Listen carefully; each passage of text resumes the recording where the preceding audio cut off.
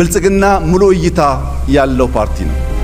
ቅድሚያ ግብርና፣ ቅድሚያ ከተማ፣ ቅድሚያ ኢንዱስትሪ እንደሚባለው ሳይሆን በአንድ ጊዜ ግብርናን፣ ኢንዱስትሪን፣ ቴክኖሎጂን፣ ከተማን፣ ገጠርን፣ ዲፕሎማሲን አስተሳስሮ መምራት የሚሻ የሚችል እጅጉን ግዙፍ የሆነ በሐሳብ የደረጀ ፓርቲ ስለሆነ ሊኒየር ቲንከር የሚባል ሳይሆን በአንድ ጊዜ ብዙ ታስክ መውሰድና መስራት የሚችል ፓርቲ ስለሆነ ይህ ፓርቲ እንደ ህልሙ ጉልበት እንደ ራዕዩ ግዝፈት ለኢትዮጵያውያን ለቀጣይ ትውልድ ብርሃን ያሸጋግራል።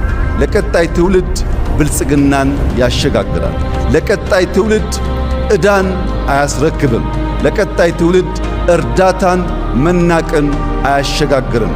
ብርሃንን ለልጆቻችን፣ ብልጽግናን ለልጆቻችን፣ ኢትዮጵያዊ ኩራትን ለልጆቻችን እናስረክባለን።